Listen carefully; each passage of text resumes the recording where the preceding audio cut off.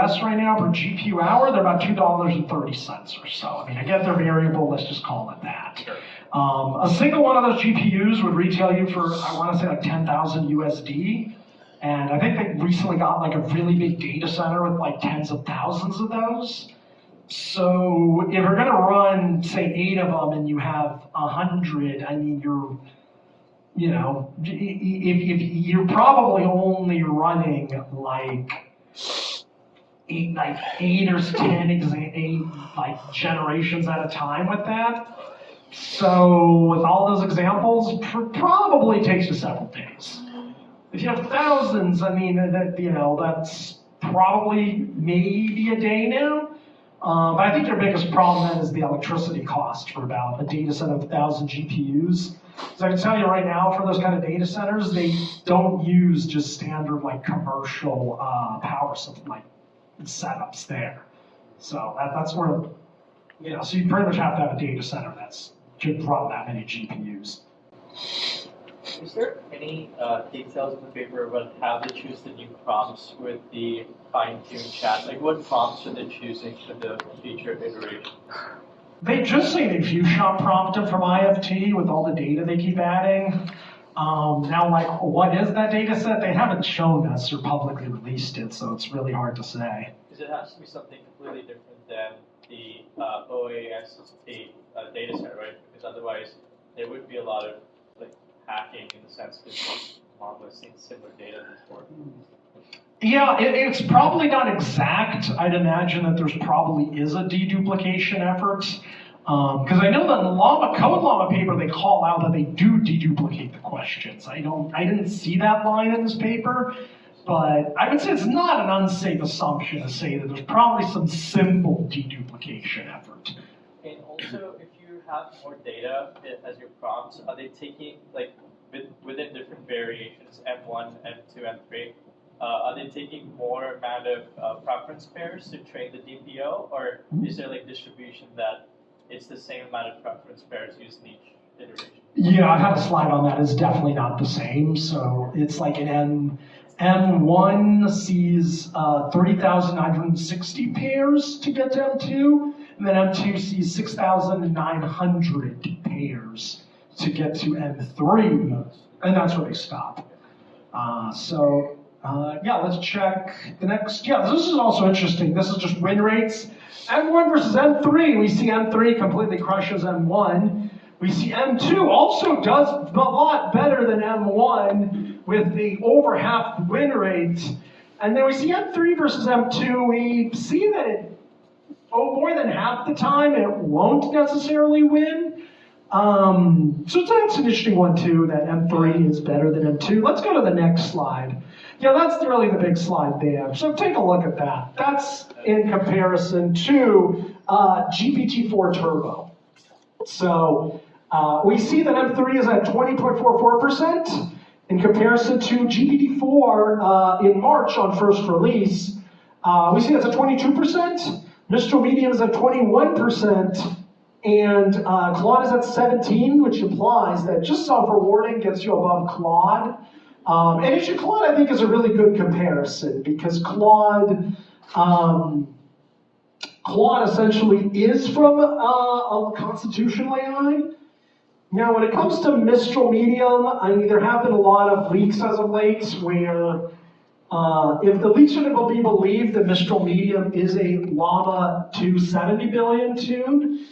And it also seemed like there's a tweet from someone today from Mistral saying that, yeah, they do constitutional AI at Mistral. They didn't comment any further than that, but it's safe to say that they certainly do some sort of AI feedback, even though that they claim that was not their big claim to getting Mistral to work. But that's kind of where we are. So again, at 20.44% from just Llama 2. Now, the one thing to remember throughout the whole paper is Llama 2 at no point gets to see more tokens in pre-training, where models in the previous year got better and better and better by seeing more tokens. So to give you an example, GPT-3 sees 300 billion tokens. ChatGPT is just a fine-tune on top of GPT-3, the difference between GPT-3 and ChatGPT, from my understanding, was ChatGPT had RLHF on top of it, where GPT-3 was just SFT. GPT-4 had 1.5 trillion tokens. Going from Llama 1 to 2, we see that Llama 2 had 1.4 trillion tokens. And I want to say Llama 1 was about 300 to 600 billion. So again, we see that there's a big jump in the amount of pre-trained tokens. That's where a lot of these gains were coming from. So the fact that we can go with Llama 2 and get near GPT-4 without showing any more data makes me really hopeful for Llama 3, because they have said that they're adding even more tokens now. So I think something like 3 trillion tokens, if I'm not mistaken. Someone fact check me on this, or an exact number on how much Llama 3, I think Zuckerberg talked about it at some point, for how much data they got from Llama 3. So if you see this process plus a lot more data, I actually could see that Llama 3 will get really close to GPT-4, if not beat it in certain tasks. So the chart is showing us win rate. They're running the same prompt with every single one. Yep. And then they're just saying which one is the best. Or Yeah. Right, so essentially now they're asking GPT-4 Turbo, they're saying, okay, which one do you like more? Do you like A or B? Okay, this is why you're saying it doesn't have to self-sufficient bias.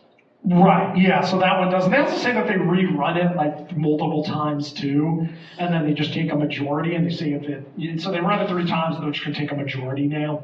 So they're saying even if there is order bias and weird stuff, they rearrange them, they change temperature, so they can kind of eliminate some of that too. Just a really simple question. So you get 2 versions of GPT-4. Yeah. Presumably the 0613 is the later, better version. Why is it? What's going on with the drop? So 0613 was it came out in June, and it was better for programming. It was better for programming, and then 0314 was the original when they came out in March last year. Well, so RLHF causes disruption in the models, right? And that's why when they trained this model in the paper, they started with the completion model and not the cap model. We have another question. Yeah. So GPT Turbo is deciding the win rate, and am I correct that GPT-4 0314 is GPT Turbo? No. No. GPT-4 0314 that's some have doubling the full size model. So there's also some speculation that 0623 is actually just a prune. Again, I can't confirm or deny that. It's a closed source model.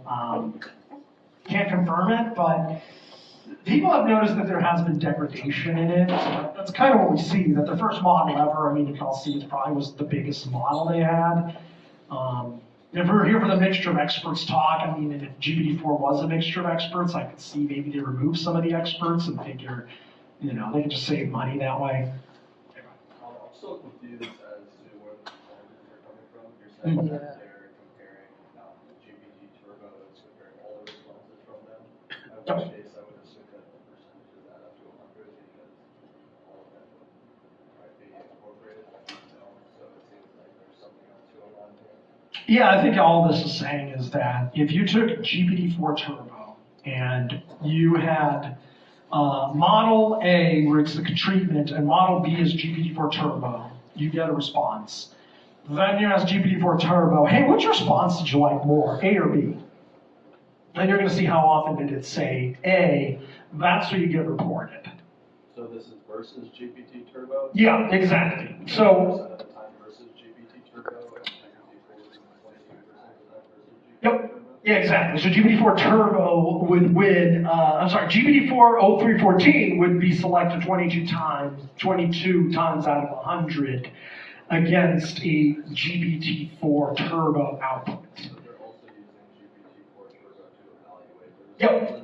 Yeah, exactly. So there is probably some selection bias. It's called self-reference bias, which just means that, LLMs like their own outputs. Which, like I said, I mean, bigger and better means that they're less biased, but they're equally affected by this. Right, very small. The paper actually says it's evaluated by GPT-4, but it is against GPT-4 Turbo. You're right. It is. Yeah. they used GPT-4, the latest one that they got. Do you remember what it said, which one that was? I think it was old. Was it the November one that they used? Or? That's Turbo. Yeah, the Oh, November one is Turbo, and that's not listed here, so maybe it's different models. Okay. We don't have that. Yeah. I have a cool thought about evaluating this. Why not have it just like how we have a selection of examples selected by humans? Why can't these responses be also given to humans and have a ELO rating, chess rating? I think the biggest thing is who's going to pay for the humans. Yeah, that exists on Hugging Face. I saw that on Hugging Face. There's a you can go on rank and answer. Yeah, I mean, I think it's totally doable. I think the question is it really comes down to motivations and what companies have the motivation. I'd ultimately say I think that, I think the incumbents don't have any motivation to fairly rank them. Where I would say Hugging Face as an entity might not be all that motivated to spend all that money trying to, let you pick and choose all the LLMs because they just want the open source stuff. Because again, yeah. Okay, so we are running a little low on time. We can take one more question. This is the official question slate. Exactly, yeah. That's the last question, and we'll jump to networking. Okay, so round of applause for Dimitri.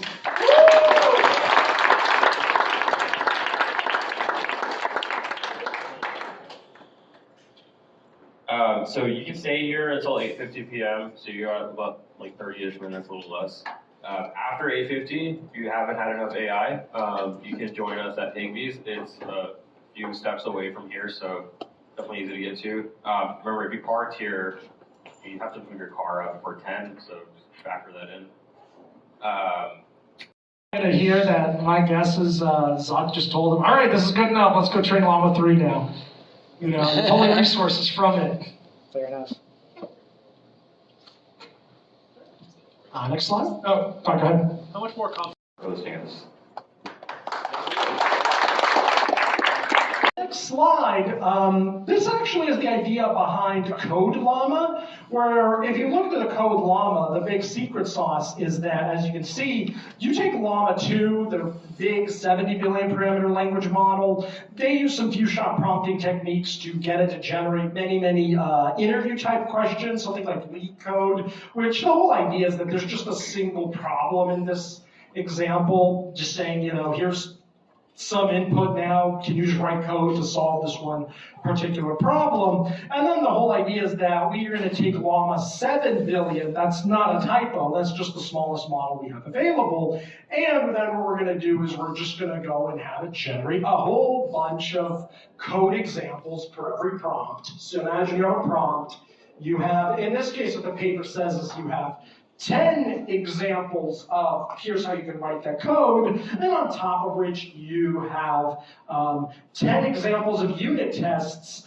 So what do you do with this? So you're going to go ahead and take the code, you're going to run the unit tests against the code you have, and you're going to see which ones actually pass. So we're going to see that, probably in the first round, we're probably going to maybe have 1 out of 10 pass, if that, but that's why you have so many examples. So, something will pass, some unit test will pass, some code will pass, and we're going to put that into the training set. We train on it again, and that's essentially how we get to Code Llama, which is, again, a self-reinforcing process. We're bootstrapping this by having one really big LLM come up with a lot of questions, and then in this case, they were using a really small LLM. And part of the idea there is, if you have a really big LLM, you have a small LLM, and neither of them can really do the task, you might as well just prompt the small LLM with many examples, have it, give you some needle in a haystack that works. So our big motivation with this paper, and this is where it really comes from, is, but how do you go beyond code? Because code naturally has unit tests, when we can just assume that, if I have code, I have a unit test. If this code can pass a unit test, we're probably going to assume it's good enough. And I remember having some conversations with some of y'all folks earlier where I think we all can agree that if an LLM can write code and write a unit test that passes the code, we can say it's probably in a state that's actually pretty good, and we want to reinforce that in particular. Which will take us to our new slide, where this is kind of the process, and I promise to everyone, I'm going to walk you through all that. I know there's a lot on the screen, but the whole idea is that we're first going to have essentially a whole lot of prompts that we want to ask a model, and this is just any arbitrary model. We're going to go ahead and ask that model the prompt and ask it the question. It's going to give us a response. The next stage after the response is, I'm going to go back to the proof. So yeah, the next stage from that is, what we then want to do is, we then want to actually use the same exact model to actually evaluate the outputs that we just have. And so when that says get rewards, that's really what it means, is that we're just going to grade it from a 0 to 5 scale. That's going to tell us, how good does this model think? And then where it says, now we have preference pairs, that's essentially what happens. We actually have preference pairs, where if we have scores, we can say, this is the top rank example, this is the bottom rank example, and therefore we can then use what's called reinforcement learning for preference optimization. So you go to the next slide, and to really understand this entire paper, we have to kind of break down reinforcement learning algorithms, and you can have a whole talk on reinforcement learning as a field and how preferences embedded into a lot of generative AI. But the idea behind, say, reinforcement learning for human feedback, which we see as the pink one, is that we first have human pairs where we just have preference pairs where we're going to say, human annotators tell us, I like example A, I don't like example B, or they prefer example A over B. And then we build this reward model. So this has been ChatGPT's big claim to fame. ChatGPT uses RLHF. Now, if you fully read through the paper, which is called, I want to say it's something aligning instruction models to follow them. That's not the exact title. It has a few of those words in it from OpenAI. But their big idea is that you build this reward model, and OpenAI actually takes GPT-3. They just replace the language model head at the very end of GPT-3 with just a classifier that just tells you, between 1 to 5, how good is this example. So you have one model. That is the reward model. And then the whole idea that you see where it says policy and all that fancy lingo, it just says what we're going to do is you take a model, you have it generate a lot of outputs. We're then going to run it through the reward model that tells you, well, how good is this example? And then based on that reward model, we're going to use that for preference pairs to update. Now, the big thing to remember is the reward model is only fitted once, where I don't really see much in literature where they talk about constant updating of the reward models, which is something we're going to get to here, where, again, direct policy optimization is right next to it. And as you can see, it's very similar. We have two preference pairs. We have example A, we have example B, which one do you like more? But the difference is that if you read through that paper, and the interesting thing about the DPO paper is it's actually titled, Your Language Model is Secretly a Reward Model, which implies actually large language models are quite aware of outputs that are good and bad.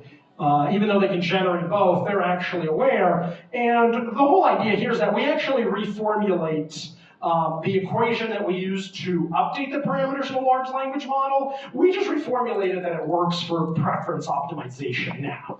And there is no reward model. We don't need a reward model. And I invite you to actually go read that paper, as they really give you a very good proof of why this works. They walk you through the math.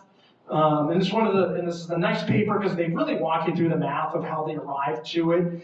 They start with a typical equation for the log loss, and then they show that you can rearrange some terms and actually get this to work with preference. So whenever we say preference optimization, we really mean DPO, or direct policy optimization. And just to repeat, there's no reward model in this one. We just reformulated the log loss that works with preference. Do we want to quickly cover why reward models were introduced? and why they play a big role in RLHF, and Yeah. why is RLHF even used? Yeah. That's a good place to start. Yeah, those are all great questions. So let's start with the first.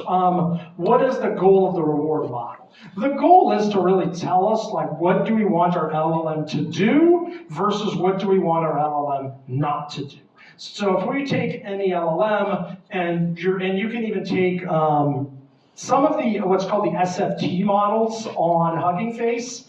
So if you ever open up a model, you always see the base model, which just means that it just has the pre-training, meaning you can only predict the next sentence. You have what's called SFT, which is called supervised fine-tuning, which just says, this is how you generally answer a question, but it doesn't have preference, which means, it can give you any number of responses. And a good data set to look at is the OpenAssistant data set, where you can actually see that different samplings can give you different examples. So for example, one of them, questions I believe says, can you describe to me what is a monopoly in economics? So you see that the best response there says a monopoly is, and it actually gives you a definition and cites a textbook. And you see the worst rated example there actually says, the LLM just says, yes, I actually know what a monopoly is. It does not elaborate any further. So again, answers the question, but not the way we as people want to. That is where RL, which is reinforcement learning, HF is human feedback, which just means how do we get models to do more of what humans like and less of what we don't like? And that's where a lot of LLM instruction following is today, with essentially reinforcement. So the whole goal is if we have a way that we can just tell a model, you did a great job, you didn't do a great job, and if we can just make that differentiable, we can actually directly input that into a model by changing its weights directly. So when we do a lot of these preference tunings, we actually are changing the weights of the model so that they're more likely to do the things that are higher rated and less likely to do the things that are much lower rated. And that's pretty much the motivation behind why reinforcement. Thank you. So the reward model was a step that required training a second model, and that became expensive. Yep. And so DPO, which is the blue box on the right, is accomplishing the same goal and aligning the outputs to what humans want, but without training a second model. So that's the fundamental difference between DPO and DPO. Yeah, and just to add on to that, I want to say that I believe the Llama 2 paper does use DPO and actually show how DPO combined with another technique they had actually outperforms RLHF quite significantly. And RLHF is just fading away by the day, where I believe there's even a newer paper that shows how DPO update rules actually affect the model statistically in a different way, where it actually goes more towards like the mean of what you should be doing, where RLHF tends to just seek out the mode. It doesn't actually shift very much, but again, further research there. So let's go through the training overview. So let me kind of walk you through some of it. And this is, again, just a very high level idea here. I'm once again going to explain everything, especially 3 and 4. I really owe you that. Well, the first one is actually simple, is we first go ahead and take the Llama base model, and we also take the chat model. What we're going to first do is you shot prompt the existing chat model to get a ton of data, and we're also going to go ahead and build a supervised fine-tuning set. We then train a baseline Llama 70 billion parameter model on top of the OpenAssistant data set. And again, we're going to actually filter out only the first response, only the highest rated response, so you get about 3,000 responses there. And later on, we're actually going to talk about how much data they use in this paper throughout for this whole process. And I think the takeaway real quick will be it's not a crazy amount of data, and I actually want to say that once you could get a 70 billion parameter model running, you could probably just do this process yourself. So anyway, we have OpenAssistant, which does contain human feedback, so it contains a lot of prompts, a lot of responses, and also human annotations where people actually thumbs up and down content. So they actually even tell you what was the best rated content, what was the worst. by giving you an exact rank. Rank 0 is the best, rank 3 is the worst.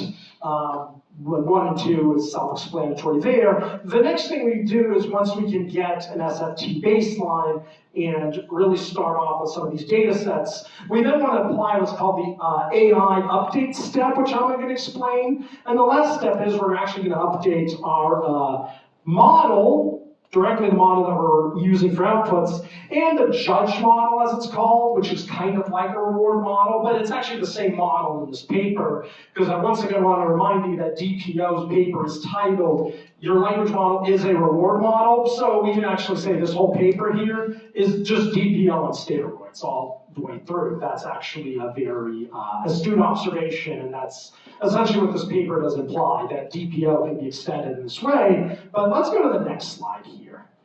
One question from the audience. So does DPO require less human feedback than RLHF? DPO does, and it does require less human feedback, as we can see. The other reason is that DPO also does not use a reward model, so it does not rely on one very, very, very big model, because the whole thing is to build a reward model, you're going to need at least 50,000 examples or so. Okay, so this is the two training sets. So you see one is called IFT, which is called the Instruction Fine-Tuned Data Set. And that one essentially contains pairs of an instruction of what we want the model to do in response. And we go ahead and get this by actually finding the best rated data in the OpenAssistant data set. The next one's called EFT, which is the Evaluation Fine-Tuned Data Set.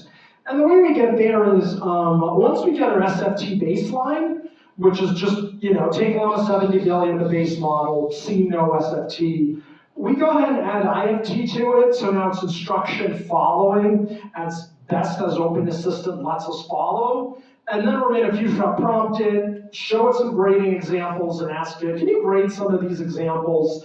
We're going to get examples graded. This is now what we're called evaluation fine-tuning. So now, when we build the first model for self-reward, the model knows how to respond and the model knows how to reward. And that's actually talked about in the paper, where they actually talk about that this does actually improve the model significantly, just letting it see how to grade. And let's move on to the next slide. So this right here is the AI feedback step.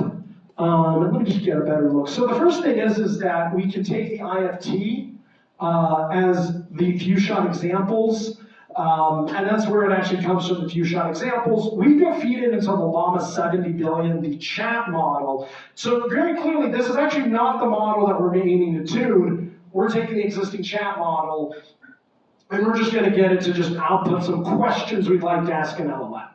This model's not updated at any point. The next thing is what we do is we're going to generate completions. I know I put down N up there, the paper uses N, and then they later tell you they use 5. So they're going to get 5 outputs from a model that you just trained. So there's going to be 5 completions. And then lastly, we're going to ask the model, the same model to grade. We're going to ask it, can you grade these? Can you give me a score between 0 to 5? And that's the judge step, right? That's the judge step. Is that the judge? Yeah, that's right. That's the judge step. That's essentially the judgment. We're actually going to ask it, 0 to 5.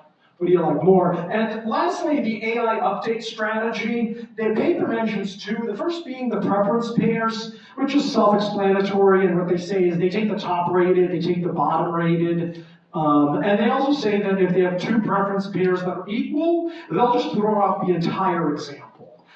So they don't ever use it, they'll just drop the whole example altogether. The other one is called direct SFT, which essentially means take anything that's a 5 and go update that.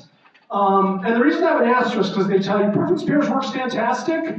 Constantly just giving it 5-star examples does not improve past SFT baseline. So remember the first question we said, why reward model, why preference? This right there tells you preference updates get models do better. SFT doesn't move past the first baseline. So you won't ever SFT into great models. You can only DPO or RLHF into them.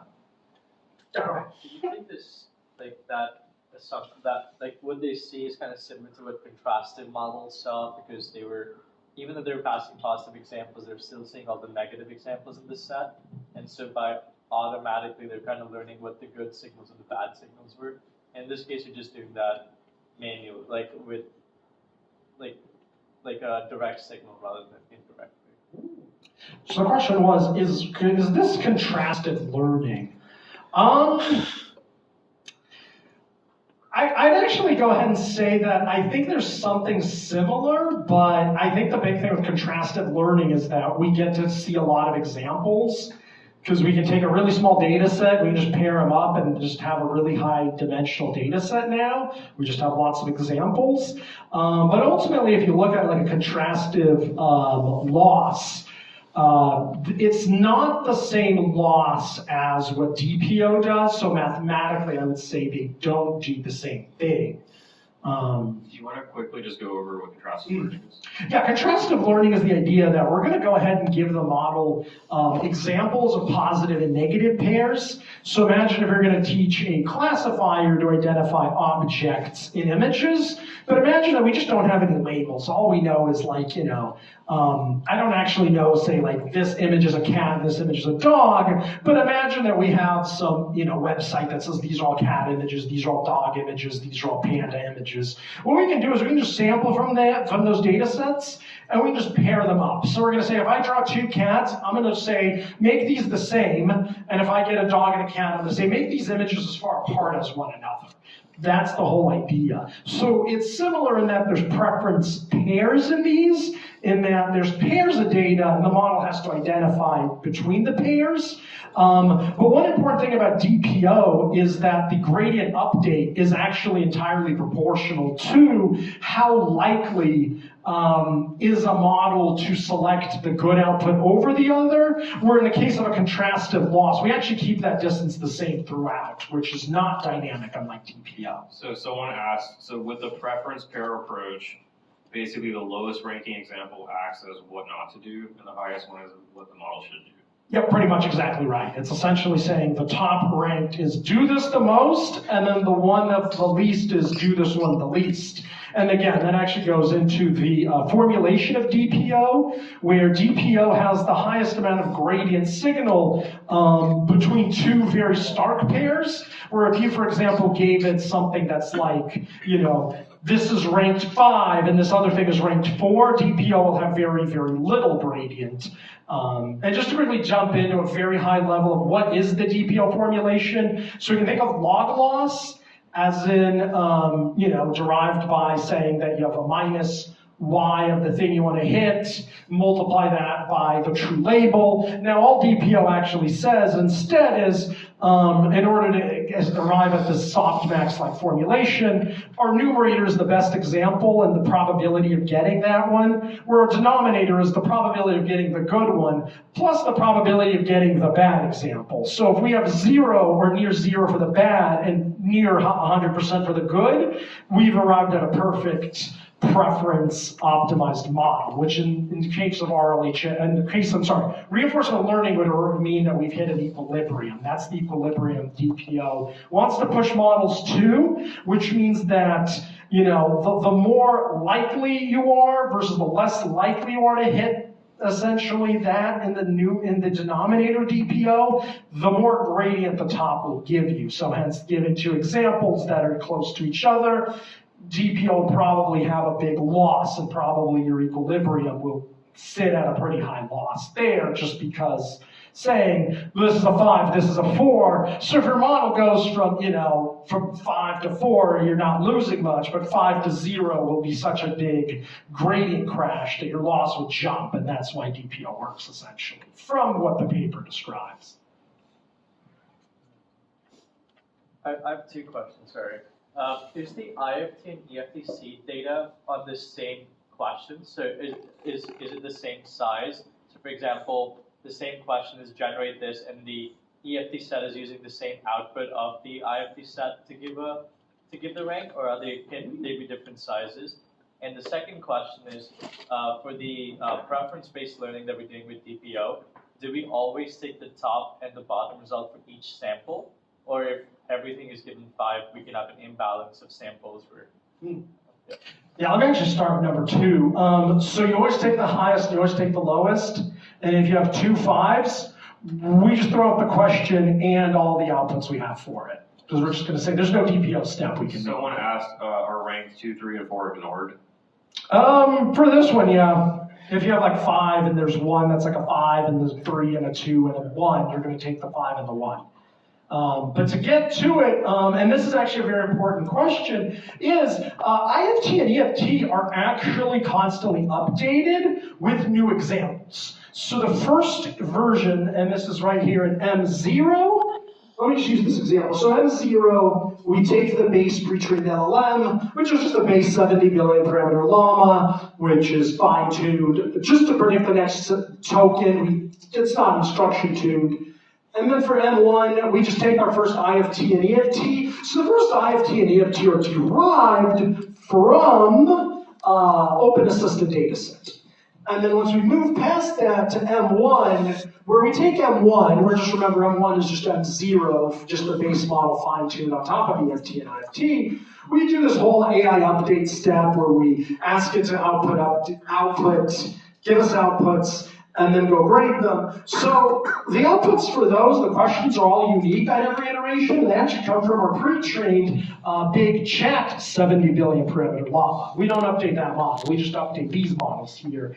And then we essentially, once we have this AI update step, which is just a fancy word of saying, you know, we have an input, we have all of these instructions, and on top of the instruction, we even have like a ranking from the same model. Now I know that, you know, the paper likes to use model and judge, they're one and the same in this one.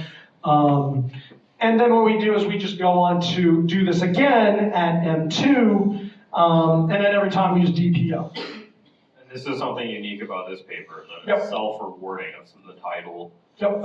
So the goals we want LLMs to surpass what the human evaluators can rank. So that this is how we get around that.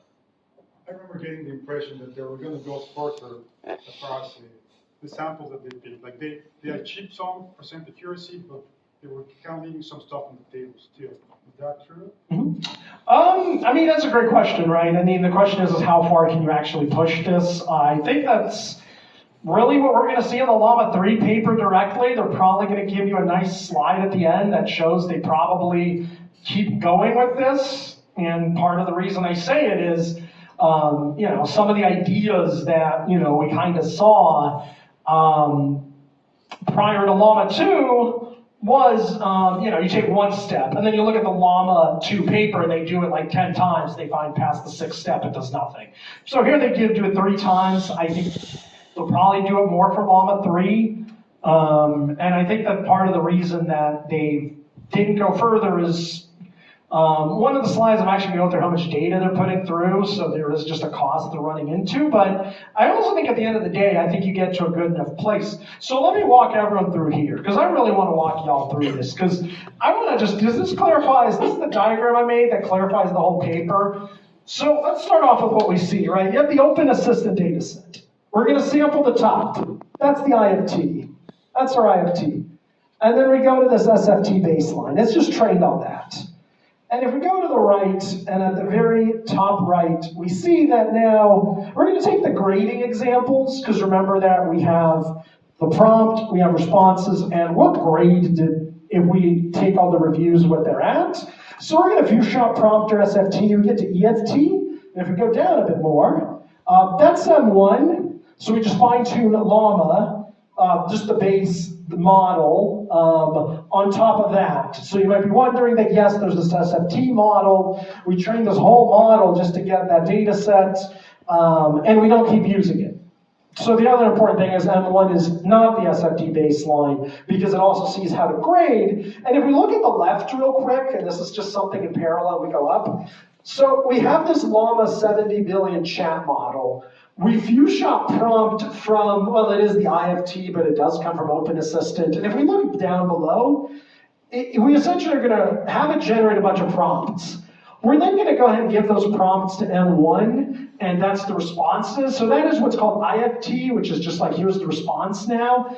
And then what we're gonna do is we're gonna get EFT now, which is really like, how do we grade that? So we keep updating it. And then we see for M2, it's the same process. We get more prompts, we build a model again, we do this again, we get to M3, and the paper stops at M3. I don't go further. So before I move on, does anyone have any questions about this? Because for what I'm about to cover next, I want to make sure we're all good on this part here. Is there any questions here? Go ahead. So to clarify, for EFT, you have all these prompts, like all the responses, and for each one of them, that's the response are from the model itself, right? And it could be M1 or M2, depending on the stage. And each one of those has a score from 0 to 5, right? Yeah, it would have the 0 to 5, but it's only for example seen in that round, if you will. So M1 EFT only gets to see M1s, it doesn't see M0s. M2s will only see M2s, it doesn't get to see M1. And part of that is, if you really think about it, the reason M2 doesn't need to see M1 is it's actually in the weights of M1 already, because it's already seen that data and fine-tuning. Yeah, so my question was like, after you have the EFT data, I still don't fully understand how you're tuning the base models so you can reach the next stage. Like that part, could you just go into more detail for that? Yeah, so my understanding from that paper, and I hope someone can correct me if I'm wrong on this one, was as the model just grades outputs, you just take, here's my response, like, here's my response, here's my grade. I'm just going to put that out of my training set. The way I understood it, and you also correct me if I'm wrong, but is you take the model, you run the samples, and you get another model out of that. So that's the model you're going to use for the next time. And then, so the model is self-improving because you got to do past those questions, and now it's going to grade with those new weights, and it's going to grade better. So the theory is that because you learn how to do this work, because now the next set of grades is going to be even better than the first one. So I understand, like, if you have the output and you can use like I understand the SFT way to train it, which is like take the best ones and say like, hey, this is how the model output should be because we know the grade is good. I don't understand how the core weights are used to construct the model, but this is how the output should not be. Like, that part I'm not clear on. Yeah, so are you confused about, you have good examples, you have bad ones, how do we?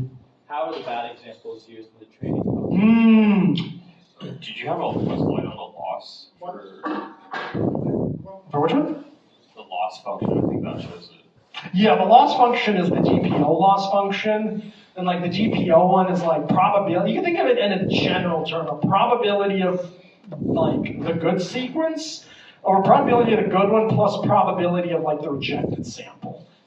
So essentially means that if a probability that the model has for good and bad is equal, that means that you're, going to get 0.5. And then if your probability for like the really good one's 0.99, and your probability for the bad one's like 0.001, your numerator is nearly the denominator. It's just the DPO step. And someone asked, do you RLHF on the EFT data?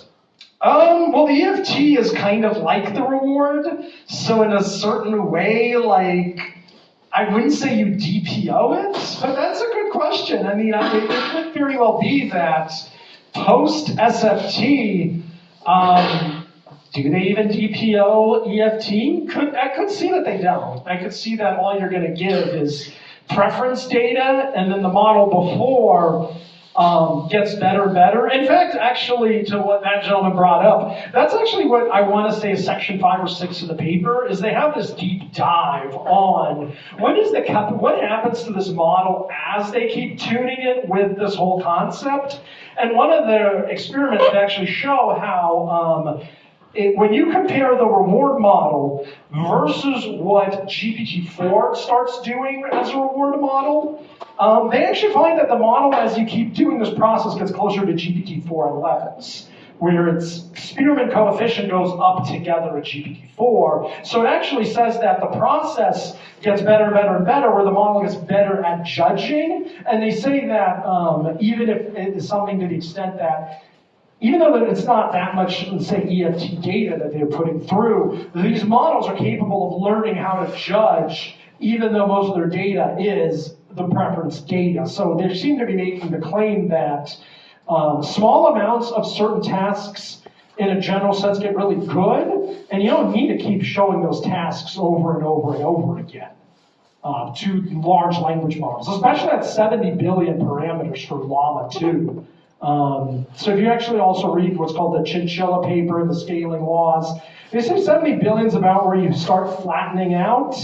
So Llama 2 is therefore, that's why they chose 70 billion for it. It's like this optimal curve there. And yes, go ahead.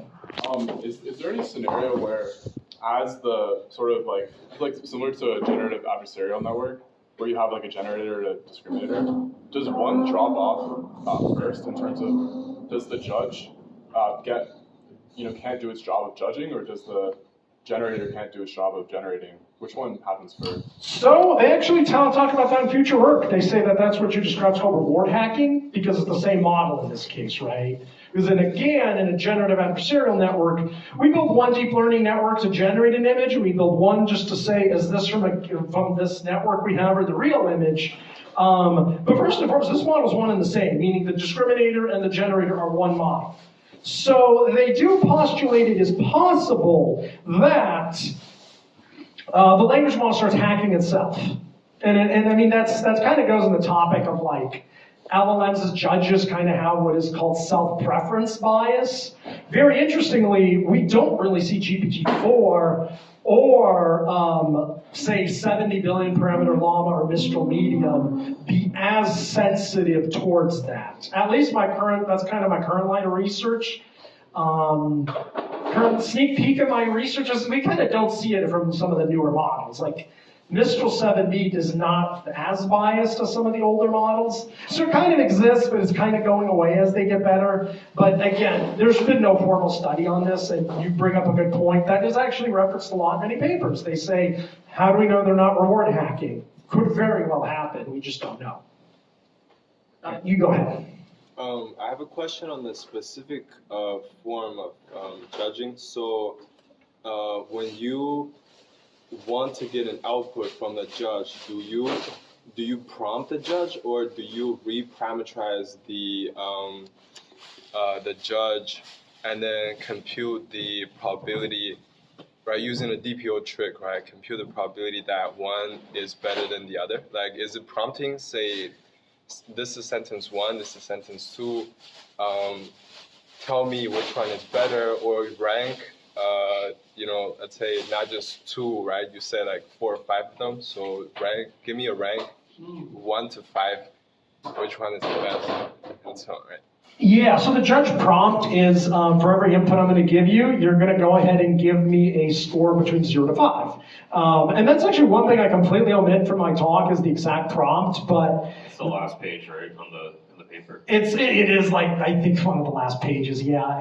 It's essentially, they say that the judge prompt is, give it 1 point if it followed the instruction, give it 1 point if it was helpful, give it 1 point if it was, and then it just gives a list of like, give it 1 point, 1 point, 1 point, 1 point, and at the end, it's, it's a chain of thought, so it says, reading this example, I'll give you a point here, I'll give you a point there, I'll give you a point there, so that's 3 points. And that's essentially what they do. And they actually do go through what you asked of what happens if you say, can you select me 1 to 5? My current line of research shows many LLMs are biased towards the order, so if you just give it like, here's 0 to 5, it's very likely to pick 1 or 5. But this is also something that is replicated in psychology for many decades now. It's called the first and last effect. This is actually replicated across many mammals too. So if being subject to this preference hacking that we're mentioning, the system works because the Llama 2 7 million performed at the level of GPT-4. This means that there is a potential attack in case that there is this judge. Yeah, I think you bring up a good point. So if it is hacking itself throughout this process, I'd argue that then that this might actually apply that perhaps this approach is very, very limited. And that's actually what they start off in their introduction. They start with the hypothesis that you could probably do this several times, but over time the model starts reward hacking even more, to the point where probably a very reward hacked model is not very good. Because ultimately it just means that, imagine if a model can just say a couple of words and it just says, yeah, this is a 5 out of 5 example. Even though you as a human are going to read it and you're going to say, this is word salad. This is not a formal sentence. This makes no sense. Whereas, this I think is one area where I'll relate chef with humans. You can't really reward hack humans. I'm sure you could if you just give them that better treats and, tell them, if you give a 5, I'll give you more money. I'm sure that's a reward hack. But if you're paid the same to grade an output, you're not going to be reward hacked. You can reward hack a lot of people eventually. There we go. Paraphrasing this question, but how do you verify that the EFT set is meaningful? Yeah, I think it's a good question. My answer to that is, you first of all can probably validate it's reasonable by if you notice that the outputs are what you expect. So meaning if you're asking it for structured areas, does the LLM produce them? If you're saying, give an explanation, do you get 5 explanations if you give it 5 examples? Do you give it numerical values between 0 to 5? And lastly, I would say if this doesn't work, I would say the next few slides I'm about to show you are probably reward hacked and therefore have no meaning. But there's other slides they show in there that indicate that you're not reward hacking. But actually, let me go back to the previous slide real quick. Yeah, so this is just to show you how much data they have. In the first SFT, it's 3,200. In the next one, they generate 3,964 examples. And finally, they generate 6,924 pairs. I don't actually know how many examples are there, because again, they're just pairs. Where I could see that there's duplicate. I was about to say there's duplicates, but if they truly are saying the top and the bottom, we might say there isn't a duplicate. Unless you just have something that's like 5, 5, 1, 1, then you probably have multiples that you can show. But it seems that that's not really the case from the paper. So all in all, this is about, if the math is correct from what I'm about to say here, it's about 12 to 14,000 pairs that they've shown.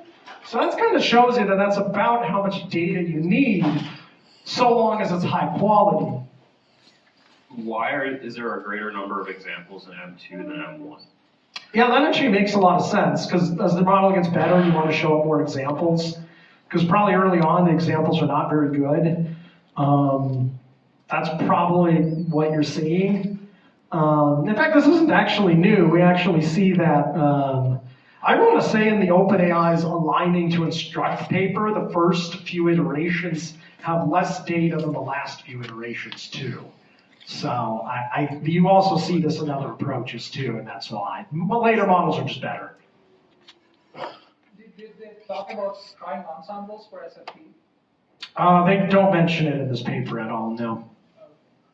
It will be interesting.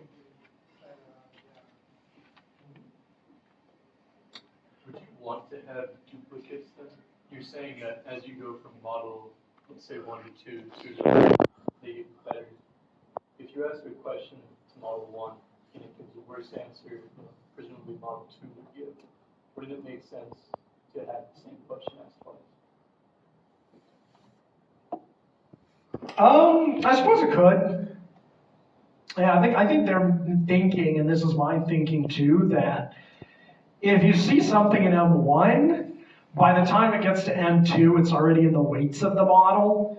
So you've already seen that example, it's in the weights of the model, it already knows how to answer it. So I don't know if there's much gains to just saying like, they're constantly adding to duplicated data. I think that's kind of what we see in like other papers like Llama, where some very small but highly curated data sets are able to actually produce very strong models. Where the whole idea in Llama is that they take the baseline Llama 1, they handcraft 1,000 really high quality examples, and when they use SFT on Llama, they end up that Llama is a hairline underneath ChatGPT. Or ChatGPT's seen about like 50,000 to 70,000 examples from RLHF. does seem like you still have a problem about the questions that you generated by the chat engine. Because if the questions are not very good, you're not going to pass the quality of those questions. And I feel like that's really where they probably could do some work in trying to improve the questions. Yeah, I 100% agree. I mean, I think that that's a very big area of open research, is what you just said, is how do we get better quality outputs? Because the problem here that you have is a lot of your compute is generating outputs that you're never going to use. You're running really big LLMs. So to give you an idea, you probably need about 8 A100 GPUs to run Llama 70 billion, unquantized in FP32, which is what they've been doing in this paper. And furthermore, if you could just generate like one really good example, you don't need to generate many. In fact, that's the problem with Code Llama, that you're spending a lot of time just generating solutions, but possible solutions, they don't work. So much of your output from AI doesn't work, and then a couple do, and then we're just rinsing and repeating. So very much, I 100% agree with you, that is the future direction of how do we get better? And that's kind of another area too of like, well, how do we actually motivate LLMs to quote unquote do the right thing? So far, SFT is kind of that like jumping off point. Take SFT, we want to start at SFT. And then when we say from SFT, we're going to say, okay, let's do some preference optimization. Of course, it comes down to the strategies of like, how do we do it? Do we RLHF? But now we need to build reward models. We need people. That's expensive. Very in the middle of the road, we have hybrid approach where you have some duration and you have more like judging, but you're not having to create the text from scratch, but you're just picking the one class. Yeah, no, that probably is a great jumping off point. I think the challenge there is if you have that kind of resources to build that big of a data set first, I mean, you're probably OpenAI, and then I think at some point, like, why not just go RLHF++, right? Why don't I just start paying, experts, $300K to go and talk to my robots then, Why don't we just go down that approach? So I think that a lot of the thing you kind of see here is companies with a lot of money, they love RLHF. Companies that are like, I'm a startup like Anthropic, I'm cash strapped, like, you can't go do RLHF. I mean, they don't have millions to. But you could generate a few examples that are really high quality and just bootstrap from those. Yeah, I agree. You probably could, and that's probably what they do. But I think the whole question is how do they go from there? Where I think fundamentally, though, the fundamental question you have is how do we know that the questions are any good? I mean, in some ways, you know that if you could just U-shot prompt an LLM and it tends to do the right thing, the bootstrapping is all through few-shot. And in fact, actually, it's not just few-shots. Llama 2, 70 billion gets to see 8 examples for judging for the first iteration of build EFT. So 8-shot prompting should probably do the right thing, because we see that certain models, like if you just zero-shot them, they don't do well. You suddenly give them 10 examples, ask for them to do that example. Now they get to like GPT-4 levels of performance now. So I'd imagine that's part of where you're at, but I think a lot of it comes down to your like validation methodology of like how do we actually evaluate our model. Because I think for the next few slides I'm about to show, we're going to kind of see some benchmarks on how they do.